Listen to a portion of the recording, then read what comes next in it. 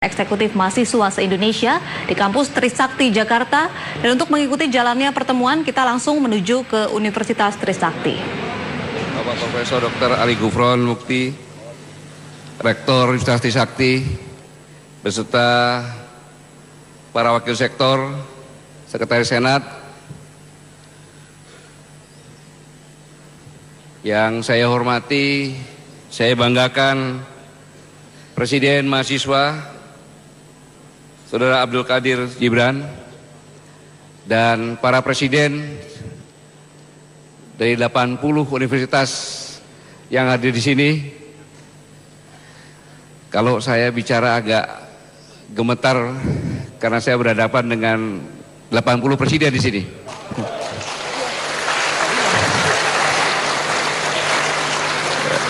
Ternyata Panglima TNI berhadapan sama 80 BEM Nusantara, BEM Nusantara ini presiden-presidennya agak grogi-grogi juga ini.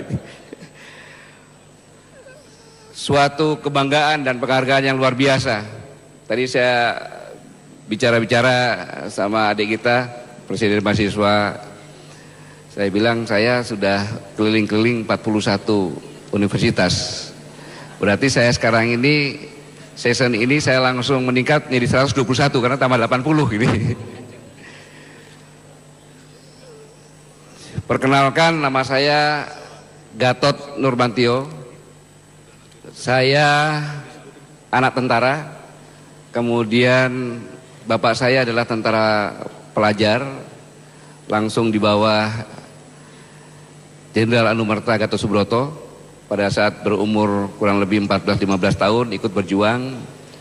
Kemudian begitu melihat karisma kepemimpinan komandan bapak saya, Jenderal Anumerta Gatot Subroto, punya niat apabila punya anak pertama laki-laki akan dikasih nama Gatot sebagai kenangan untuk pemimpinnya. Maka saya lahir anak pertama laki-laki dikasih nama Gatot. Kemudian walaupun bapak saya waktu itu masih sarjana muda, olahraga lagi, tapi memahami beberapa bahasa sehingga nama saya Nurmantio itu terdiri dari 3 bahasa.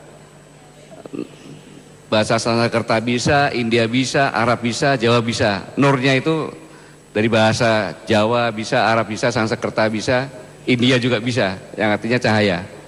Kemudian mannya itu, man itu bahasa Inggris. Kemudian tionya itu bahasa Tiongkok yang artinya 1 juta. Jadi kalau dipanjangkan, Gatot itu adalah 1 juta cahaya laki-laki.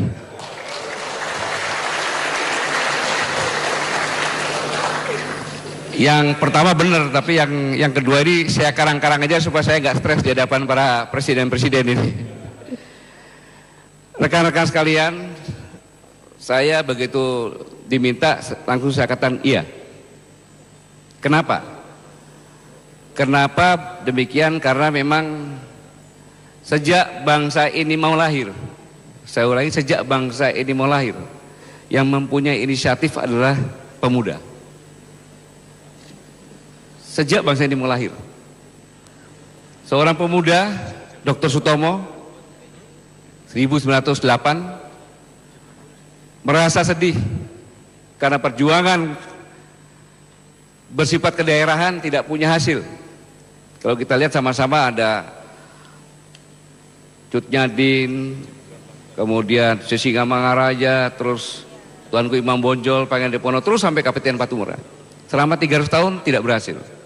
Seorang pemuda, Dr. Sutomo, mendirikan Budi Utomo, yang tujuannya adalah menyadarkan para pemudanya untuk bersatu. Berjuang selama 20 tahun, sehingga pada tanggal 28, ini Dr. Sutomo ini menarik, pada saat pertama kali lagu Indonesia Raya diperkenalkan. Kalau dulu rapat-rapat pemuda ini pasti ada polisi di belakangnya, polisi Belanda untuk mengawasi.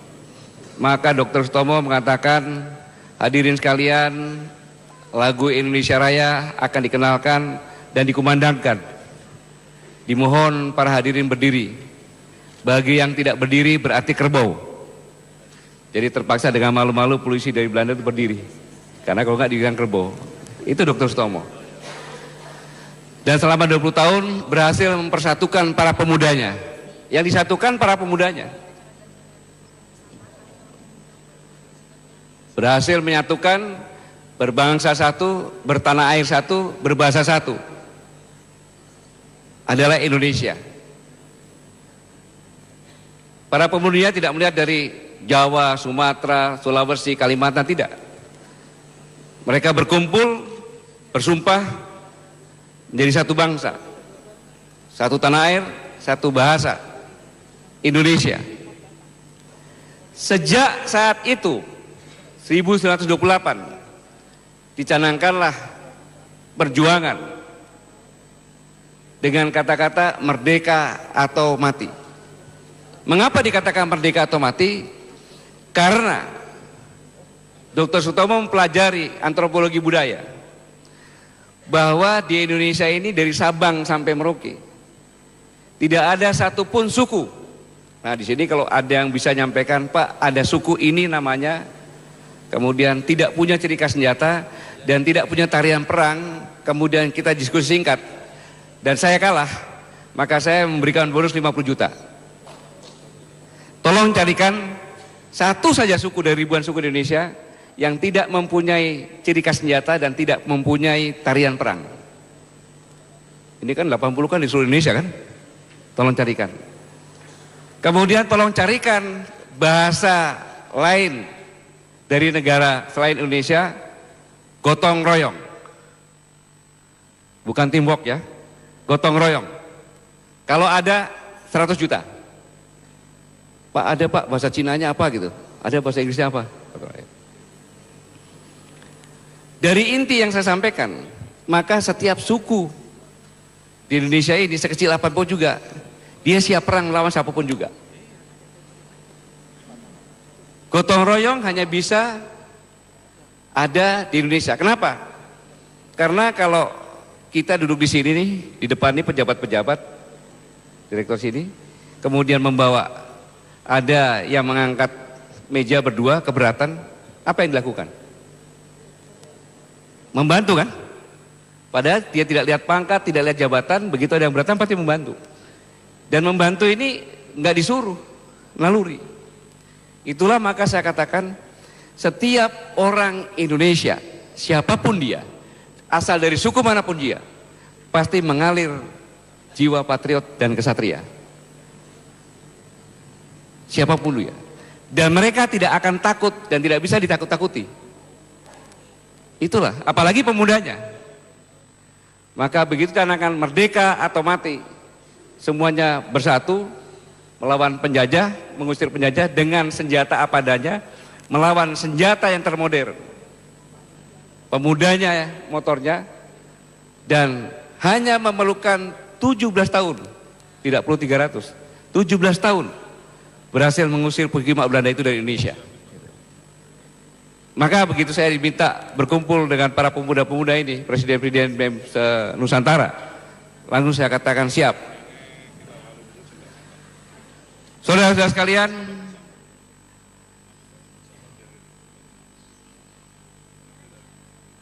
saya mengambil judul mari kita wujudkan Indonesia sebagai bangsa pemenang. Mengapa sebagai bangsa pemenang?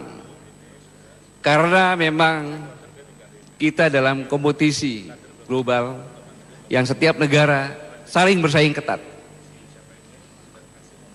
Kondisi dalam negeri pasti terpengaruh dari luar negeri. Contoh saja hari ini, rupiah terkoreksi tinggi. Bukan karena dalam negeri, karena presiden yang baru, kemudian juga karena The Fed menaikkan suku bunga. Sama juga negara lain juga bisa terkoreksi tinggi karena kelakuan negara lain. Nanti saya lihatkan. Berawal dari jumlah penduduk dunia sekarang ini adalah 7.463.000.000. Biasa jumlah penduduk 7 miliar. Biasa. Mari kita lihat pada tahun 1800, Lawrence Smith mengatakan jumlah penduduk dunia baru 1 miliar. Untuk mencapai 2 miliar diperlukan waktu 130 tahun. Jadi angka 2 miliar itu pada tahun 1930. Tetapi untuk mencapai 3 miliar perlu waktu cuma 15 tahun. 4 miliar, 12 tahun dan seterusnya. Dan sejak 2011 itu 7 miliar. Loren mengatakan setiap 6 tahun akan bertambah 6 miliar. Saya ulangi, setiap 6 tahun bertambah 1 miliar. Saya koreksi, setiap 6 tahun bertambah 1 miliar. Mungkin sepele, jumlah penduduk 7 miliar biarin aja, nggak ada masalah. Tapi teori populasi mengatakan bahwa daya tampung bumi untuk orang hidup normal itu hanya 3 sampai 4 miliar. Kapasitas bumi untuk orang hidup normal. Itu kan cuma teori. Apa buktinya? Buktinya setiap hari minimal 41.000 anak meninggal dunia, dan 1 tahun 15 juta anak meninggal dunia karena kemiskinan, kelaparan, dan kesehatan buruk. Ini bukti bahwa bumi ini udah overload. Bukan orang dewasa, anak-anak. Mengapa seperti ini? Ini diakibatkan karena saya sampaikan tadi, British Petroleum mengatakan bahwa energi fosil akan habis pada tahun 56. Pada tahun yang sama, 2011, British Petroleum juga menyampaikan bahwa pada tahun 2035, karena jumlah penduduk, konsumen akan meningkat menjadi 41%. Jadi kalau kita konversi sebenarnya, kalau tidak ditemukan ladang-ladang yang besar luar biasa, maka energi fosil akan habis pada tahun 2043. Pada saat itu jumlah penduduk 12,3 miliar atau 3 kali daya tampung bumi. Energi tidak terbarui karena perjutaan tahun, tergantikan. Dan saat ini umumnya dengan ada energi bumi, tapi umumnya yang adalah energi dari tumbuh-tumbuhan. Ini juga setara dengan apa yang disampaikan peak oil theory, yang mengatakan bahwa produksi minyak turun menyebabkan merubah drastis gaya hidup. Dan mulai sekarang bisnis pun berubah. Contoh gampang, sekarang orang sukanya instan. Kemudian orang ketergantungan Android, tidak bisa lepas dari HP. Satu hari bisa 18 jam bangun tidur yang lihat HP dulu. Kemudian bisnis pun berubah, lebih efektif, efisien. Kita apa-apa tinggal SMS saja, telepon Gojek datang. Kalau kita mau bisnis makanan, tidak usah bisa buat makanan. Yang penting ada data saja, gado-gado paling enak di mana, kemudian sate di mana, pecel di mana, tinggal kerjasama dengan Gojek, taruh makanan enak. Karyawan saya cukup 2 orang saja, begitu ada pesanan, beli, saya bungkus lagi, kirim pakai Gojek. Selanjutnya, inilah sebenarnya menyebabkan krisis ekonomi. Krisis ekonomi akan meningkat pada depresi ekonomi.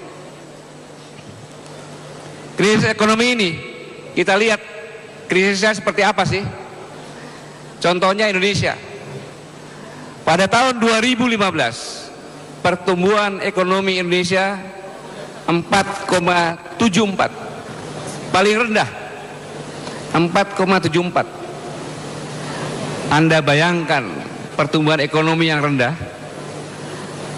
Indonesia pernah pertumbuhan ekonominya 6,4. Tetapi ranking 20 ke atas. Tetapi pada saat 2015 kita 4,74. World Bank mengatakan bahwa kita adalah nomor 8 di dunia, di atasnya Prancis sama Inggris. Data ini World Bank ini. Berarti dunia benar-benar dalam kondisi kritis. Inilah dampak dari teori peak oil theory. Selanjutnya, Krisis ekonomi dan depresi ekonomi pasti sebanding dengan meningkatnya kejahatan dan meningkatnya konflik. Dan kita bisa lihat konflik di Libya, Mesir, Irak, Kuwait, Syria, Yaman, Kongo, Nigeria, Sudan. Semua konflik ini adalah negara-negara penghasil minyak yang besar. Mereka konflik. Dan yang terakhir, Ukraina. Pada tanggal 28 Agustus 2014, Presiden Amerika yang baru saja diganti, Barack Obama, mengatakan dalam pidato resminya, apabila Rusia menyerang Ukraina, maka NATO akan berperang dengan Rusia. Mengapa? Karena Ukraina luar biasa, 10 juta barel per hari. Kalau dulu konflik di dunia karena ideologi, karena agama, tetapi sekarang minimal 70% berdasarkan latar belakang energi. 70%. Yang saya katakan tadi akan meningkat juga menjadi hancurnya tatanan masyarakat.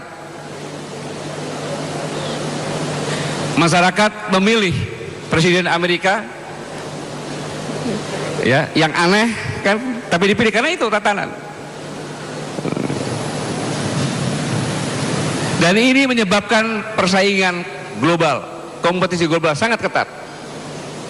Kompetisi global sangat ketat. Jadi kalau saya ke Australia, ke Singapura, baik-baik, tapi ujung-ujungnya diminta perjanjian-perjanjian yang ada maksudnya. Ada maksudnya. Contohnya dengan Australia. Perjanjian adalah kalau kita siap, kita punya kekuatan, kita bisa membantu teroris, kita bisa masuk ke dalam kalau ada teroris. Begitu dikasih, dia masuk semau maunya nanti. Persaingan ketat. Ini dampak persaingan. Energi fosil tidak terbaru tapi tergantikan dengan hayati. Berbicara tentang energi yang dari tumbuh-tumbuhan, kita tidak boleh lepas dengan ekuator. Mengapa di ekuator? Karena ekuator mempunyai vegetasi sepanjang tahun, bisa bercocok tanam sepanjang tahun. Di ekuator hanya 3 kelompok negara ASEAN, Afrika Tengah, Amerika Latin. Dan di ASEAN terbesar adalah Indonesia. Mengapa demikian? Karena di ekuator lah kita bisa menanam sepanjang masa. Dan pada tahun 2043 jumlah penduduk 12,3 miliar, 9,8 miliar tinggal di luar ekuator yang bakalan krisis pangan, krisis energi dan air. Dan yang tinggal di sekitar ekuator hanya 2,5 miliar. Dan pasti yang 9,8 miliar akan mencari makan di tempat yang 2,5 miliar di tempat kita. Itulah kita akan menjadi rebutan dengan cara apapun juga. Ya, mereka akan mencari pangan, air dan energi di daerah ekuator, antara lain di tempat kita. Maka inilah terjadinya di Venezuela. Karena kekurangan makanan dan obat-obatan, kejahatan meningkat, pembunuhan. Dalam waktu 12 jam 35.000 rakyat dari Venezuela menyeberang ke Kolombia. Di Syria 2015 migrasi lebih dari 4 juta orang karena konflik. Dan diperkirakan pada tahun 2020 akan ada pengungsian besar-besaran dari Sub-Sahara. 60 juta orang akan berimigrasi. Berdasarkan penelitian. Taruh di mana itu? Saya pernah pada tahun 2014 saya ke Malaysia bercerita dengan Menteri Pertahanan Malaysia. Lagi bicara sampai seperti ini, saya jelaskan seperti ini. Langsung saya lihat tangannya gemetar, lututnya gemetar. Saya pikir sakit jantung, bahaya nih orang kan. Datuk, kenapa begitu? Sebentar Panglima, sebentar. Kenapa? Sebentar. Nanti saya jawab. Setelah tenang minum air putih, dia bilang, saya sangat takut. Kenapa Datuk takut? Kalau nanti suatu saat di Tiongkok terjadi krisis pangan, kemudian Perdana Menteri Tiongkok, Presiden Tiongkok, Ketua Partai Komunis Tiongkok bersepakat, maka dikumpulkan 1 miliar atau sepertiganya pada saat itu masyarakat Tiongkok, dikatakan bahwa Semenanjung Malaya atau Malaysia itu adalah tanah Tiongkok dan silakan berangkat ke sana ambil. Dan menyerukan kepada Vietnam, Laos dan Thailand, rakyat saya 1 miliar akan lewat, tolong mereka kasih makan. Begitu sampai perbatasan antara Thailand dengan Malaysia, tentara saya tidak bisa menahan 1 miliar orang. Tidak mungkin dia berani membunuh 1 miliar orang.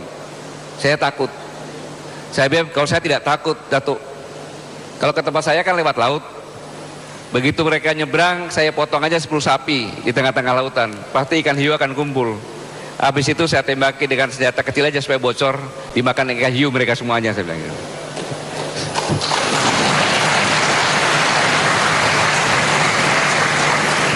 Ini sesuatu yang perlu saya sampaikan, bahwa negara kita akan diserang, pasti dengan cara apapun juga.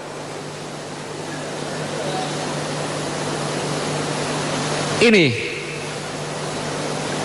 pada saat 7 Maret 2014 saya memberikan kuliah umum di UI. Saya kasih pertanyaan, apabila Anda jadi presiden yang penduduknya 9,8 miliar, yang 27 tahun lagi akan terjadi krisis makanan dan air serta energi, melihat Indonesia yang begitu indah, apa yang dilakukan? Saya sangat terkejut jawabannya. Apa jawaban para mahasiswa?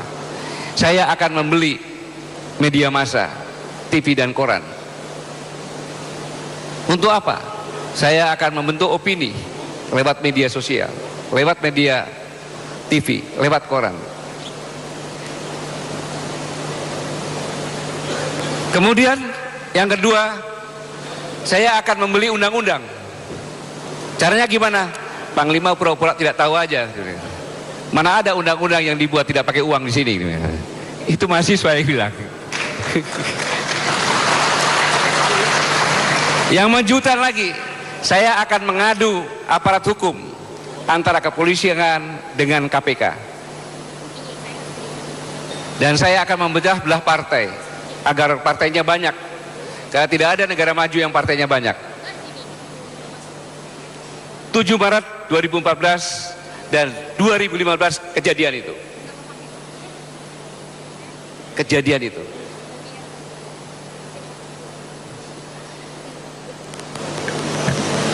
Kemudian kita lihat Indonesia dari perspektif ancaman.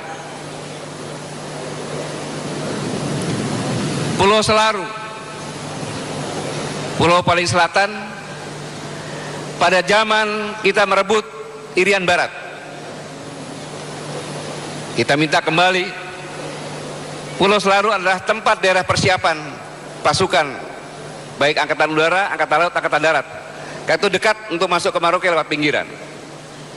Kemudian ada Pulau Marcella, maka di selatannya ada Blok Marcella.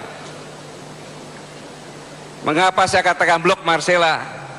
Karena kita pernah punya pengalaman pahit tentang blok Greater Sunrise, yaitu blok seperti Marcella tapi di celah timur. Pada saat Timur-Timur masih menjadi provinsi di Indonesia, Indonesia pernah membuat perjanjian dengan Australia tentang Greater Sunrise. Perjanjian yang berimbang, tetapi berlatar belakang celah timur yang banyak minyak itulah, maka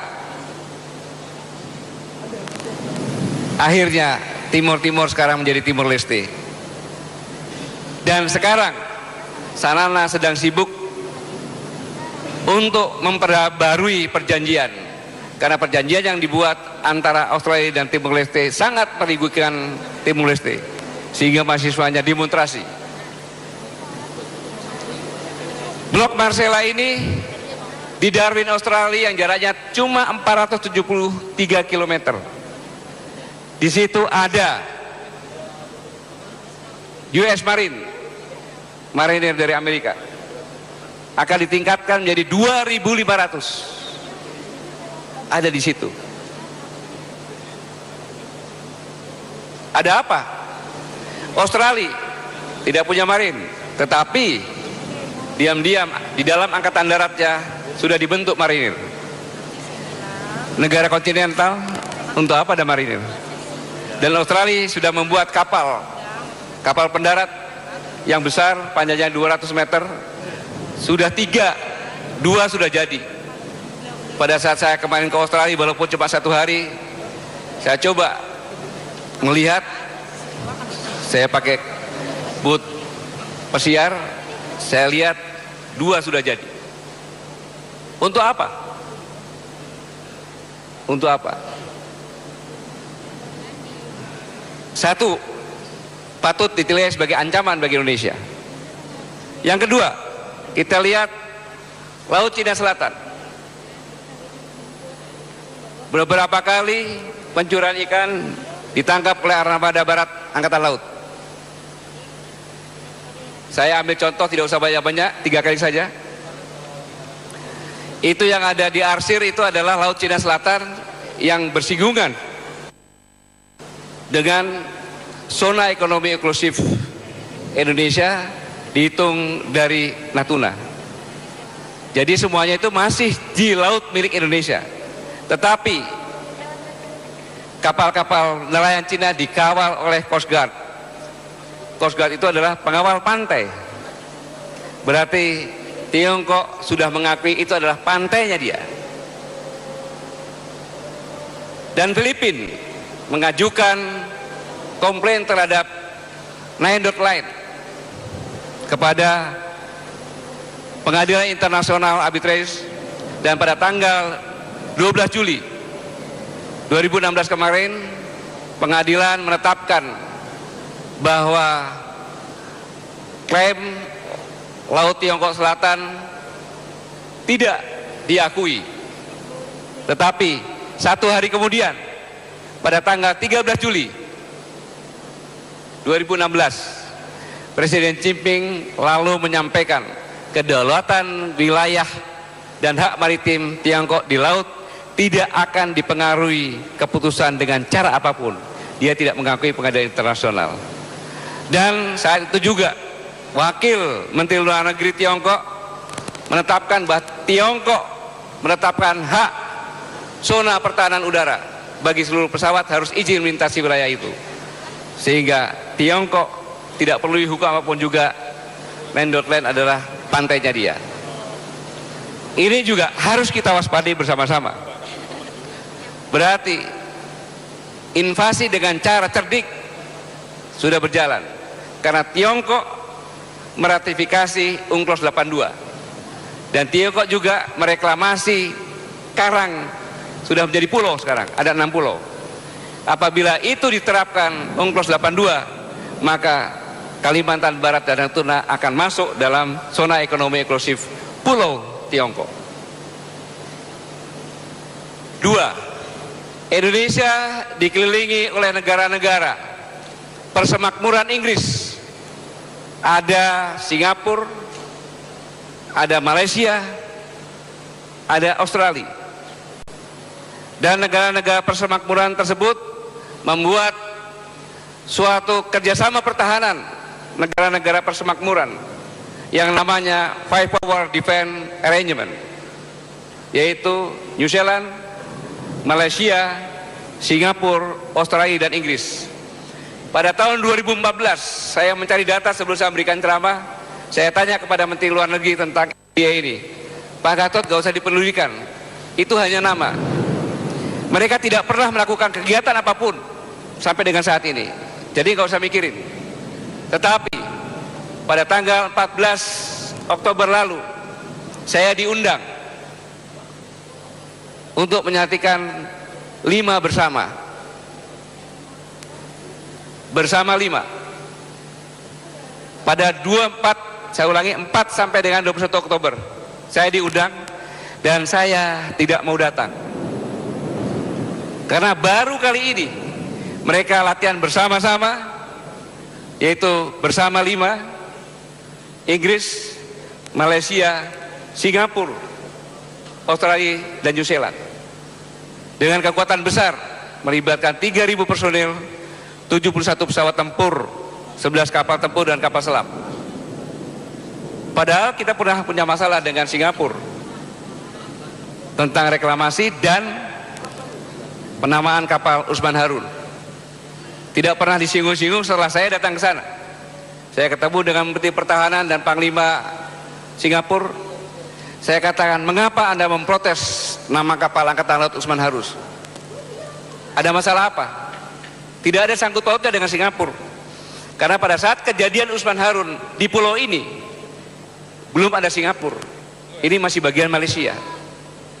Karena bulan Maret kejadian Usman Harun dan Filipina lahir pada Agustus pada tahun yang sama. Jadi belum, saya ulangi, Singapura. Berarti belum ada Singapura. Sudahlah, Jenderal, kita tidak usah bicara lagi masalah itu, lupakan saja. Baik, lupakan dan jangan bilang-bilang lagi Usman Harun. Ini Malaysia, si Padang Ligitan, Ambalat, Australia tentang penyadapan pejabat, Bali 9. Kita dikepung dengan negara-negara persemakmuran. 3. Mari kita lihat dalam negeri. Ancaman terorisme. Teroris tempat paling aman, tidak usah jauh-jauh antara Malaysia dengan Singapura dibanding Indonesia. Tempat paling aman adalah Indonesia. Karena undang-undangnya menyebutkan undang-undang pidana teroris. Maka berbuat dulu baru bisa. Saya tanya sama Pak Tito Kapolri, Pak Kapolri, dari semua satuan-satuan di kepolisian, saya tanya, yang paling banyak cerai adalah anggota mana? Dijawab dengan jujur, Densus 88 yang paling banyak cerai. Kenapa? Karena mereka harus mengikuti satu persatu yang diduga teroris. Diikuti terus. Ya wajar saja. Manakala istrinya nanya, Pak, anakmu sakit, dia tidak berani meninggalkan nengok anaknya. Karena begitu meninggalkan ini berbahaya.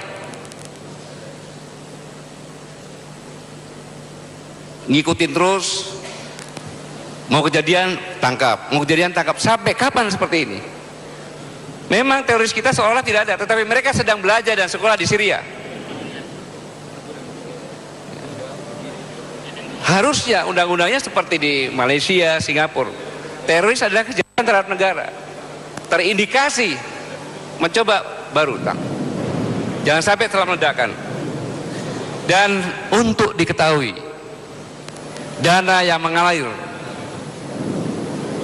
teroris di Indonesia paling besar dari wilayah Australia, baru Malaysia, Brunei, dan Filipina. Aliran dana di Syria ISIS bukan berlatar belakang apa-apa, latar belakangnya adalah energi. Syria berbatasan dengan Turki, pernah konflik dan konflik, pernah berbatasan dengan Libanon, pernah konflik, tapi berhenti karena mereka takut dengan Hizbullahnya. Berbatasan dengan Israel, tidak pernah sekalipun konflik.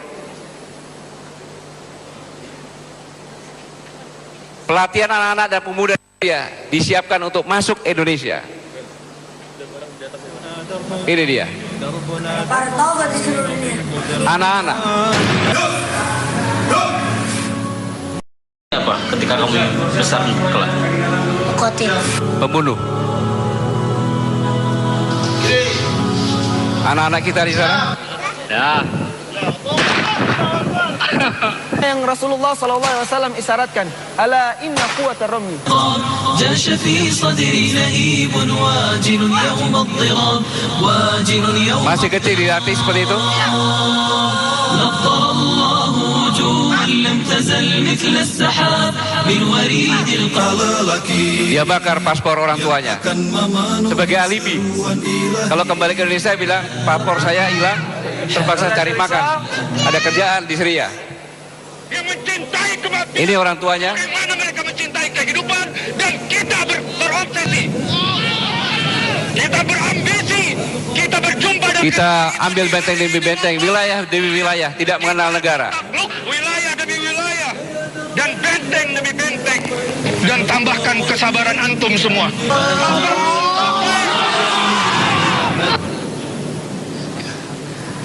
Bahur Naim mengatakan, apabila di sini sudah tidak aman, maka kembali ke negaramu masing-masing, lakukan khilafah.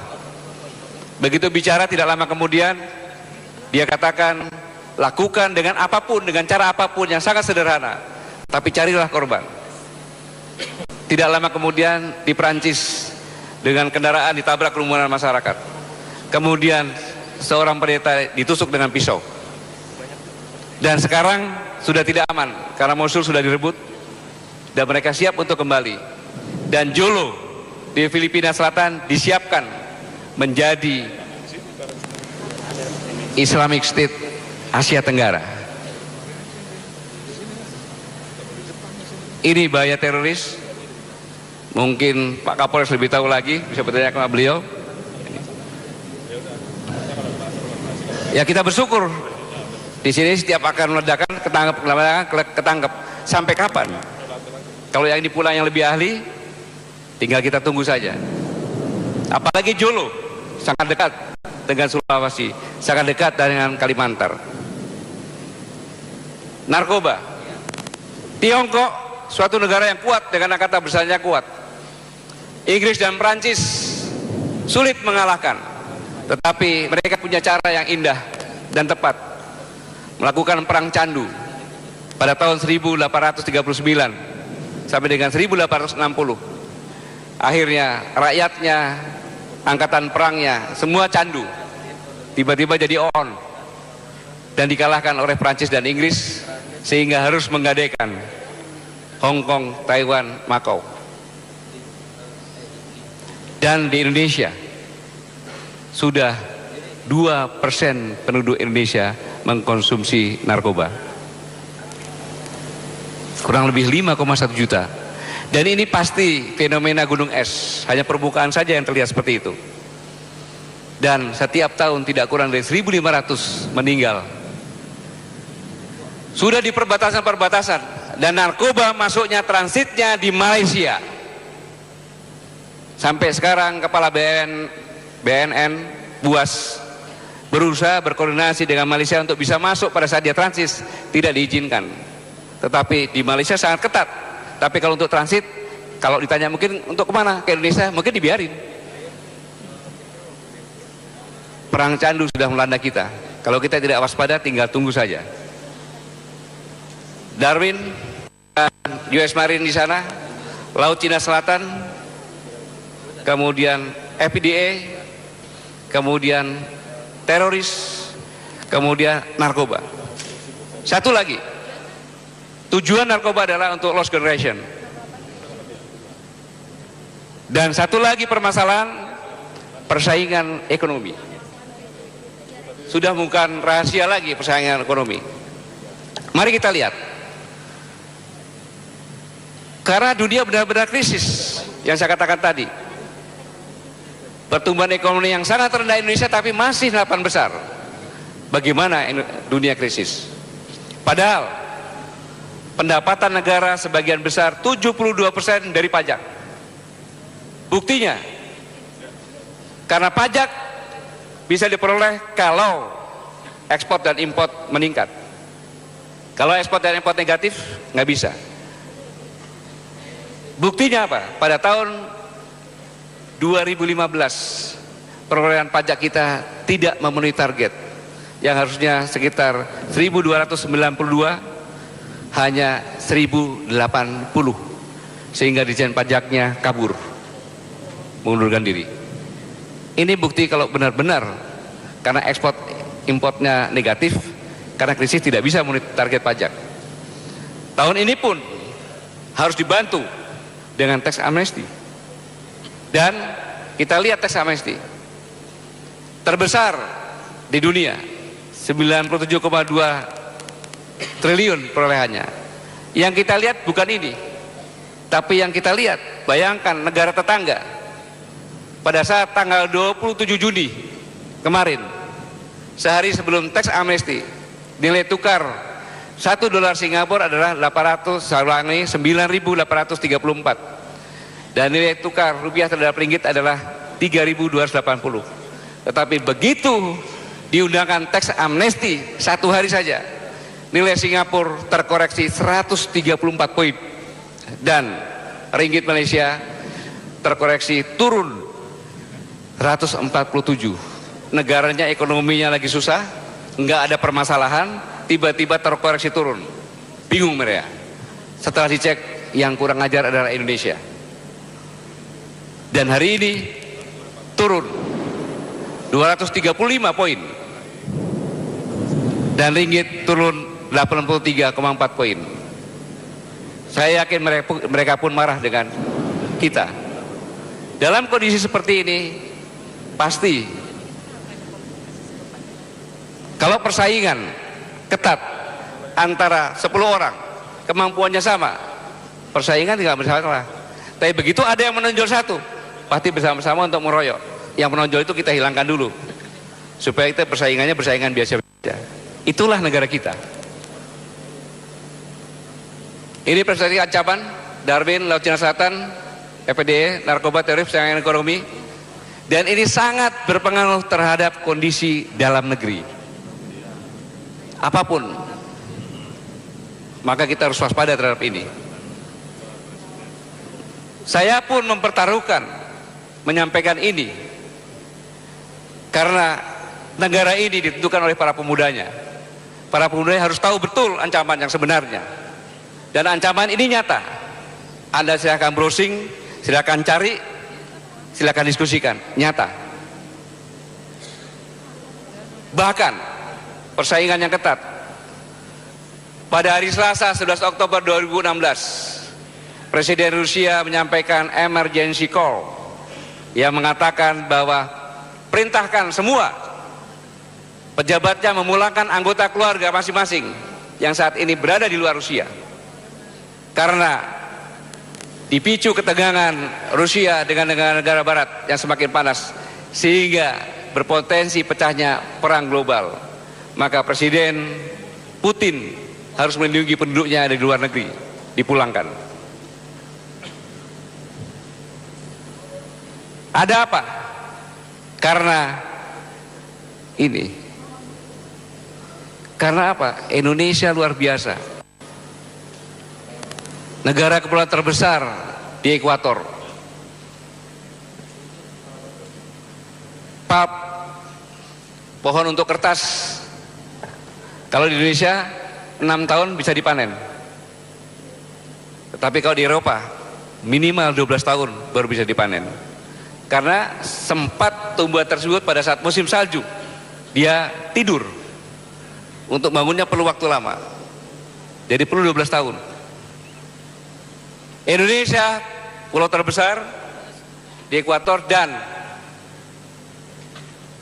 memiliki garis pantai nomor 2 di dunia panjangnya, walaupun garam masih impor. Luas lautnya 5,8 juta. Indonesia merupakan negara kepercayaan konsumen tertinggi nomor 3 di dunia. Sebagai bangsa yang bisa memasarkan, konsumennya sangat percaya terhadap Indonesia. Nomor 3 di dunia. Dan Indonesia negara paling optimis, peringkat nomor 2 setelah China untuk pertumbuhan ekonominya. Maka investor akan berdatangan. Dan kita pernah diingatkan oleh Presiden pertama, kekayaan alam Indonesia suatu saat nanti akan membuat iri negara-negara di dunia. Dan Presiden Jokowi pada saat disumpah pun mengingatkan, kaya akan sumber daya alam justru dapat menjadi petaka buat kita. Bukan suatu kebetulan, Tuhanlah yang mengingatkan kita, maka kita harus benar-benar waspada peringatan ini. Karena ada invisible hand, tangan-tangan dari luar mendesain, membentuk opini, melemahkan kehidupan berbangsa dan bernegara, dan semuanya didesain dari luar, yang kadang-kadang kita tidak sadar dalam bentuk apapun juga, seperti yang diingatkan oleh rekan-rekan mahasiswa juga. Contoh saja, saya sedikit menyinggung yang terbaru ini. Penjarakan Ahok itu bergerak dari hati nurani, saya yakin itu. Tetapi kalau sudah berubah, bergeser kepada gulingkan RI 1, harus waspada. Kalau sudah memecah belah NKRI, harus waspada. Kalau sudah itu, maka membagi wilayah Negara Kesatuan Republik Indonesia seperti ini. Ini yang biru-biru ini FPDE, yang mereka latihan bersama-sama, akan membagi, dibagi-bagi antara Australia, Singapura, Malaysia, kemudian Tiongkok yang sudah siap di situ. Kemudian ini bisa direbut ISIS, bisa, yang ada di Jolo, atau Rusia, tetapi ini yang jelas Amerika Serikat. Bisa aja pembagian seperti itu. Kalau tidak bisa diambil semuanya oleh satu negara, kerjasama aja. Mengapa Papua? Ada orang Papua di sini. Papua adalah sempalan surga yang jatuh ke bumi. Itu lagu dari Papua. Sempalan surga yang jatuh ke bumi. Dan orang Hindu, apabila ada yang meninggal, akan dikremasi. Di bawah ada semacam ogoh-ogoh, di atasnya pasti ada anak kesayangannya atau cucu kesayangannya atau orang yang disayangi, pasti membawa burung cendrawasih. Saya tanya, ada apa itu pada Hindu kok bisa itu? Burung cendrawasih bagi kepercayaan Hindu adalah burung nirwana yang akan memandu arwahnya ke nirwana. Semua tempat yang saya lingkari adalah tempat yang mempunyai potensi, tempat harapan hidup ratusan tahun bagi yang memilikinya.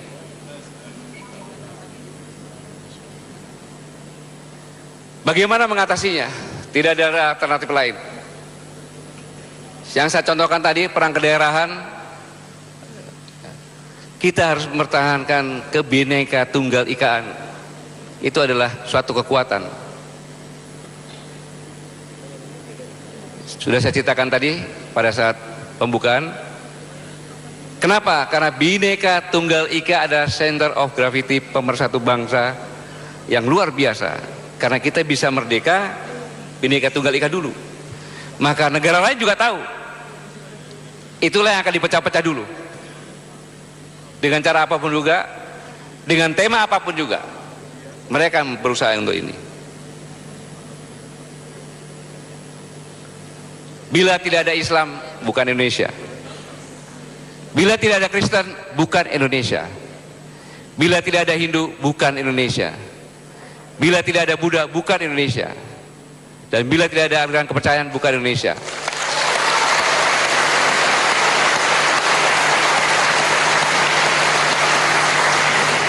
Itulah keindonesiaan kita. Itulah keindonesiaan kita yang harus sama-sama kita jaga. 27 tahun lagi bukan waktu yang lama. Belum tentu anak-anak para presiden PEM Nusantara ini bisa duduk seperti ini. Belum tentu. Belum tentu. Kalau para presiden benar-benar tidak mewaspadai semuanya ini, tidak menutup kemungkinan di luar sana mungkin. Sekarang penjajahan sudah mulai dengan cara lain. Ini kita harus jaga Bhinneka Tunggal kita. Kita harus menjaga keindonesiaan kita. Ingat sejarah, sedikit saya cerita sejarah. Kerajaan Sriwijaya mempunyai kekuasaan sampai ke Thailand, bahkan yang mengambil koin kolektor di Selat Malaka itu adalah Kerajaan Sriwijaya. Tiba-tiba ada seorang Wangsa Selendra ke Jawa mendirikan negara Mataram kuno atau Medang. Begitu besar, akhirnya Kerajaan Sriwijaya tidak senang, menarik pasukannya dari Selat Malaka untuk menyerang Pulau Jawa. Akhirnya Selat Malaka dikuasai oleh kerajaan India Selatan namanya Cholamandala. Lama-lama Kesultanan Islam yang di Sumatera melepaskan diri dari Sriwijaya, dan Sriwijaya punah bukan dari luar tapi dari dalam sendiri yang mengkeroposkan. Demikian juga Majapahit dengan Pati Gajah Madanya, lebih luas lagi bahkan wilayahnya. Sama. Begitu Raden Hayam Wuruk meninggal, maka mengangkat Kusuma Wardani, anak dari ratunya, seorang wanita. Tetapi anak dari selirnya, Raden Wirabumi, merasa punya hak mengumpulkan orang-orangnya. Akhirnya kelompok Kusuma Wardani dan Wirabumi berperang dengan besar, namanya Perang Paregrek. Majapahit pun punah bukan dari mana-mana, karena dari dalam sendiri. Tidak ada satupun kerajaan yang ada di Indonesia itu bisa dihancurkan dari luar, tidak. Karena kerajaan apapun juga diisi oleh orang-orang yang mengalir jiwa patriot dan kesatria, yang apabila terusik jati dirinya, dia tidak akan takut. Maka kalau menguasai suatu kerajaan, harus dibunuh semua orang kerajaan, baru bisa. Karena mereka tidak takut mati. Sama di hadapan saya juga nggak ada takut mati, betul nggak?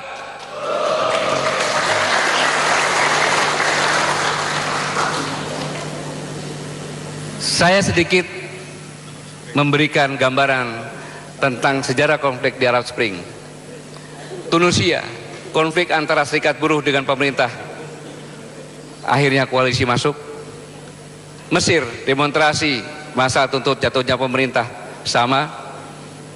Libya, perlawanan kaum revolusioner terhadap pasukan setia Gaddafi, akhirnya berkembang, akhirnya dianggap teroris Gaddafinya, kemudian langsung dikuasai juga. Dan yang menguasai Libya sekarang negara koalisi. Irak, perang saudara antara Fallujah dengan Mosul, sama juga, koalisi juga akhirnya masuk. Syria, hanya rakyat menuntut Presiden Bashar al-Assad turun. Berkembang jadi ISIS di sana, dan melibatkan Amerika Serikat, Rusia, Arab Saudi, Iran. Mengapa? Karena mereka semuanya negara kaya. Tetapi begitu minyak habis, konflik ini akan pindah ke ekuator dan akan pindah ke Indonesia. Latar belakangnya bukan minyak, tetapi minyak, energi, dan air. Pasti itu. Tinggal nunggu waktunya kalau kita tidak waspada. Arab Saudi yang aman pun terlibat konflik dengan Yaman sekarang. Saya ingatkan, Indonesia penuh dengan potensi, penuh dengan keunggulan, penuh dengan kekuatan. Tetapi satu kelemahan Indonesia, selalu mengatakan aku, bukan kita. Aku bukan kita. Ini kelemahan dari kerajaan-kerajaan, kelemahannya itu. Sehingga mudah diadu domba, mudah dipecah belah. Kalau kita tidak waspada, kita jadi seperti Arab Spring, bisa jadi. Ingat, Bung Karno pernah mengingatkan kepada kita, perjuanganku lebih mudah karena mengusir penjajah. Perjuanganmu akan lebih sulit karena melawan bangsamu sendiri.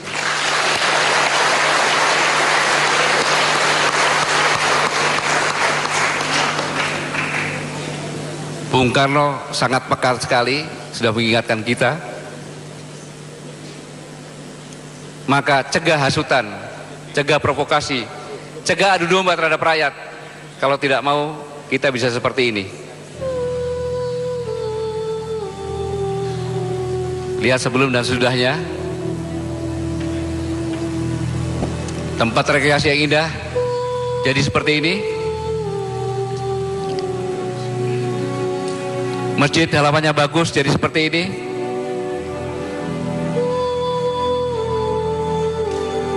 Hotel jadi seperti ini.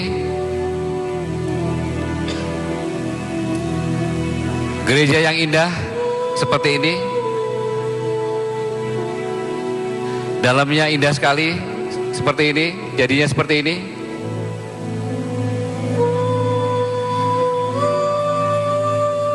Tempat situs jadi seperti ini.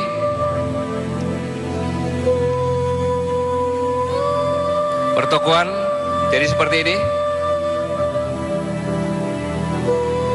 Perkotaan seperti ini ramainya, jadi seperti ini. Kantor duta besar jadi seperti ini. Dan kalau kita tidak waspada, Tanmin Sudirman depan Trisakti bisa seperti itu. Tinggal tunggu waktunya saja kalau kita tidak waspada. Semua pasti dari dalam. Pasti dari dalam. Dibuat propaganda di dalam dulu, baru koalisi masuk dengan alasan HAM, terorisme dan sebagainya. Mari kita ajak seluruh anak bangsa wujudkan stabilitas keamanan dan politik agar NKRI tidak pecah belah, agar pertumbuhan ekonomi positif, iklim usaha maju, pembangunan semakin merata, dan rakyat sejahtera. Dan ini yang bisa mendengung-dengungkan ini, yang bisa menjaga adalah pemudanya, adalah para presiden di 80 universitas yang ada ini.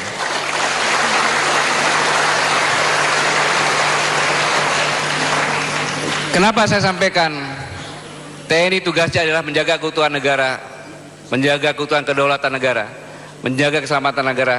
Dalam kondisi dari 8 TNI tidak mampu. TNI tidak mampu. Yang melahirkan TNI juga pemudanya. Salah kalau yang memerdekakan Indonesia adalah TNI. Tidak. Tidak, salah. Pemuda yang saya katakan tadi bersatu dengan Sumpah Pemuda lah yang melahirkan Indonesia pada tanggal 17 Agustus 1945. TNI lahir beberapa bulan Tutup kemudian. pintunya, berisik. 5 Oktober. Jadi TNI tidak berjuang. Gak tahu, takut tidak Tapi selesai. pelaku-pelaku berjuanglah yang sebagian menjadi BKR atau TKR. Apaan? Selamat belajar, selamat berjuang untuk menjadikan Indonesia sebagai bangsa pemenang.